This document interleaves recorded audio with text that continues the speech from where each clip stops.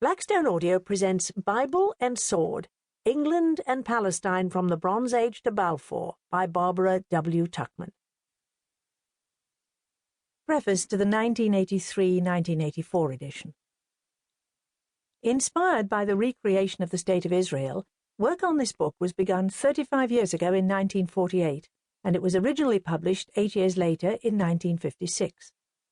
The prolonged gestation was owed partly to the necessity of dividing my time with 3 young children, the youngest born in 1948, and partly, after the book was finished, to the reluctance of publishers to take a chance on an unknown author and a rather eccentric subject. The unknown and untried do not commonly find publishers eagerly waiting to invest in their efforts. Eventually, New York University Press decided to make the venture, and I am happy to record here my thanks to them for the confidence that resulted in my first published book.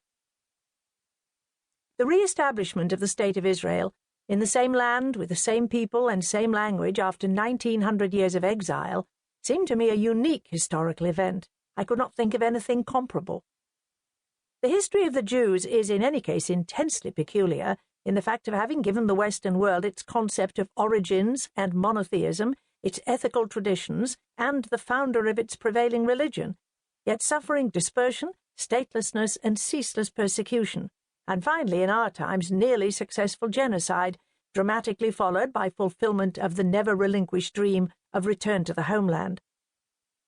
Viewing this strange and singular history, one cannot escape the impression that it must contain some special significance for the history of mankind, that in some way, whether one believes in divine purpose or inscrutable circumstance, the Jews have been singled out to carry the tale of human fate.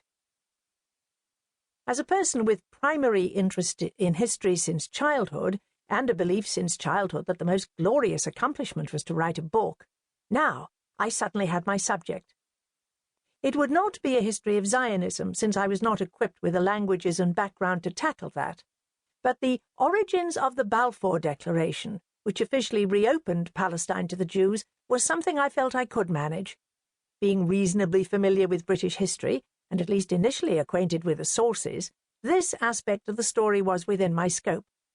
That more experienced scholars might hesitate to take on a stretch of time that, as it developed, reached from the Bronze Age to Balfour, did not occur to me. I simply plunged in with the fearlessness, as a critic was later to remark, of the autodidact. What should perhaps be explained is why the narrative was not carried on through the 30-year period of the Mandate to the birth of the state in 1948, and why now, after another 30-year period of turbulent history, I have not added a supplement bringing the story up to date. The reason is basic to the function of historian as I see it. In the writing of history, one cannot be coolly objective, for that would be to renounce opinion, feeling, and judgment, but at the least one should be as far as possible detached. As regards the fortunes of the Jews and of Israel, I am not detached, but emotionally involved.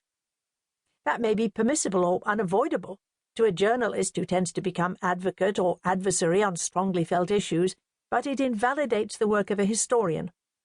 I found this out when, at the request of the original publisher, I tried indeed to carry the narrative through the Mandate to 1948.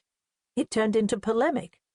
The British betrayal of their own impulse in establishing the national home, the white paper policy, the collusion with the Arabs, the ramming of the exodus and detention of Jewish refugees from Hitler in new concentration camps on Cyprus, and finally the encouragement of the Arab offensive on the heels of Britain's departure, was all impossible to relate without outrage.